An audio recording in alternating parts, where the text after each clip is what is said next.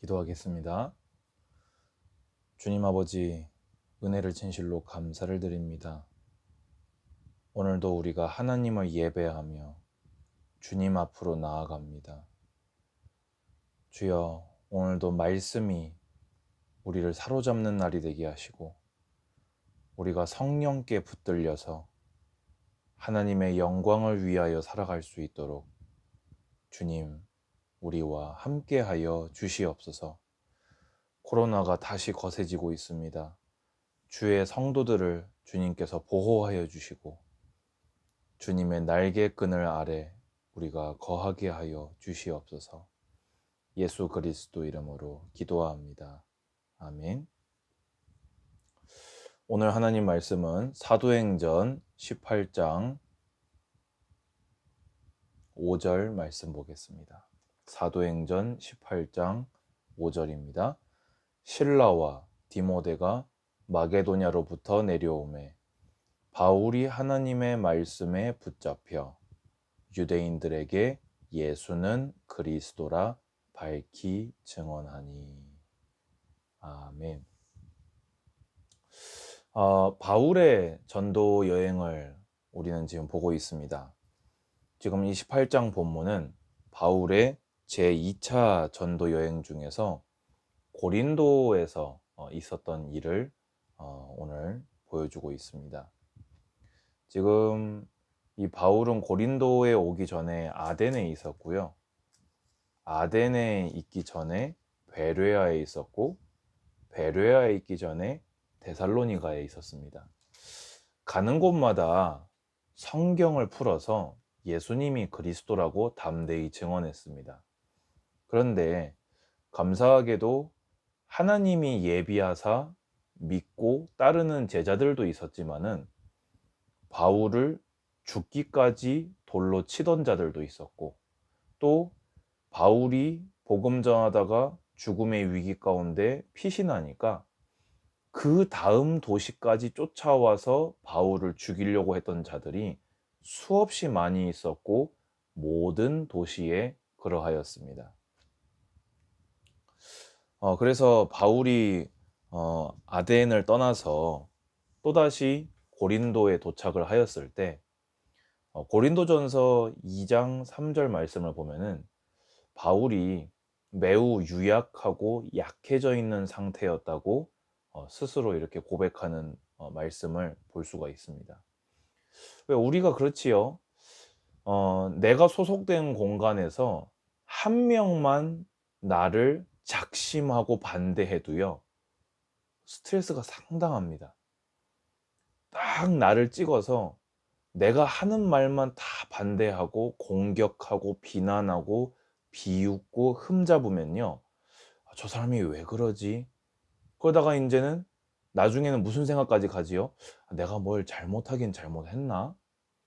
내가 뭐 영 이렇게 바르게 못하고 있나? 이 사람이요, 계속 공격만 받으면요, 사람이 그렇게 된다니까요.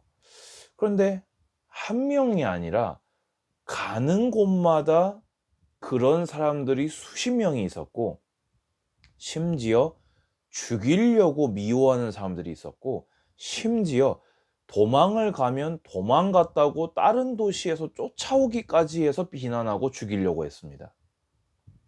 이 정도 되니까 우리가 알고 있는 그 바울마저도 마음에 낙심되어지고 조금 힘이 빠지는 고린도에서 그런 상황에 왔던 것 같습니다. 그런데요, 오늘 성경을 보십시오. 바울이 하나님의 말씀에 붙잡혀 라고 성경은 기록합니다. 우리는 교회 안에서 이렇게 보게 되어지면요, 지금 제가 좀 힘이 들어서요 하고 중단하는 경우가 있습니다. 지금 상황이 좋지 않아서요 하고 중단하는 경우를 저는 많이 보아왔습니다. 그런데 바울은 죽을 지경이었는데, 정말 낙심되어졌는데, 그때 어떻게 되어졌냐? 하나님의 말씀에 사로잡혀 붙잡혀 예수는 그리스도라 밝히 증언했다고 성경은 기록합니다. 여러분은 지금 무엇에 붙잡혀 계십니까?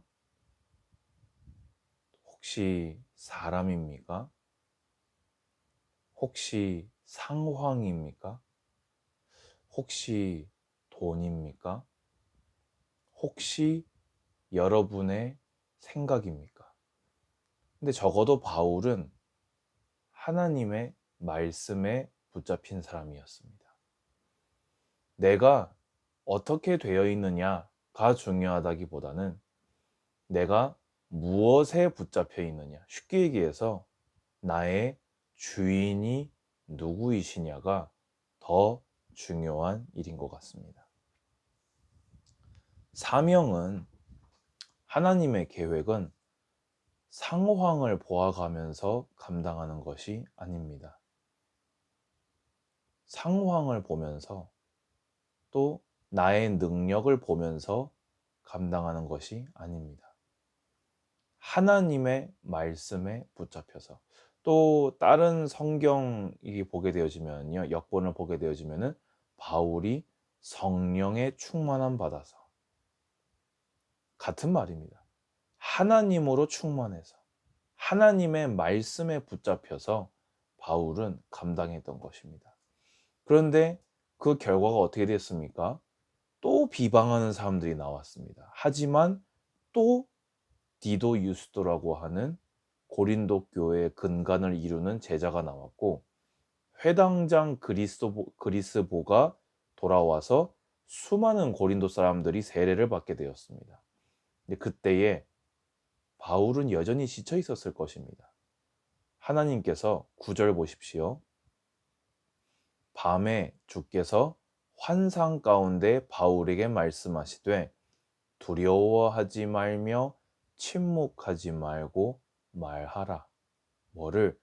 내가 너와 함께 있음에 어떤 사람도 너를 대적하여 해롭게 할 자가 없을 것이니 이는 이 성중에 내 백성이 많음이라 하시더라. 그래서 1년 6개월이나 더 머물면서 고린도 지역에서 하나님의 말씀을 아주 전하게 되어집니다. 어떻습니까? 우리는 하나님이 막 이 역사를 보여주시면 할게요 라고 얘기를 합니다. 하나님이 나에게 막 부어주시면 할게요 라고 얘기를 합니다. 근데 바울은 그냥 하나님의 말씀에 붙잡혀서 갔습니다. 그런데 그런 바울의 순종에, 그런 바울이 하나님의 계획의 방향을 맞춤을 보시고 하나님은 바울에게 축복을 쏟아 부어 주셨습니다. 오늘 이 말씀은 우리에게 굉장히 큰 교훈을 주고 있습니다.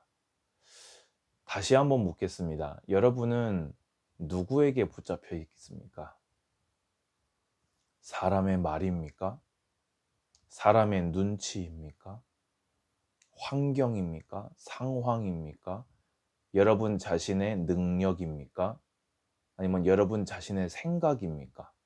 혹은 과거입니까? 저는 저와 여러분이 바울처럼 하나님의 말씀에 붙잡혀서 그 말씀에 순종하는 삶이 되기를 축복합니다. 이번 한 주간 지금껏 붙잡혀 있던 것을 다 놓아버리시고 예수님 한 분만 주인이라 고백하시면서 하나님의 말씀에 붙잡혀 바울처럼 하나님께 영광되는 복되고 귀한 삶 되시기를 축원드립니다. 주님 감사합니다.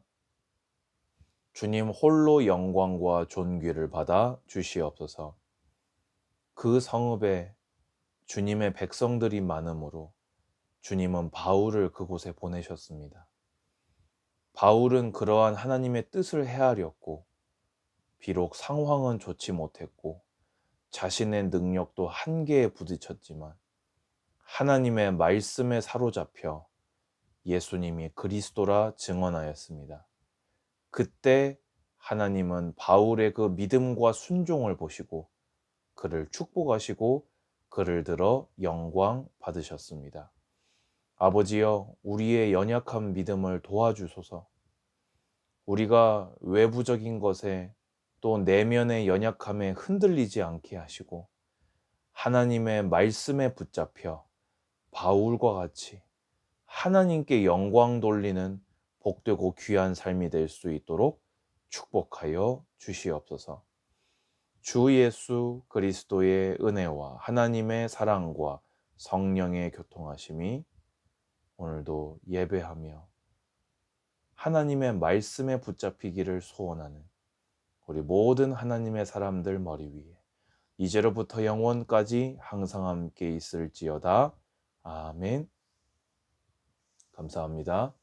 한 주간도 건강 조심하시기 바랍니다.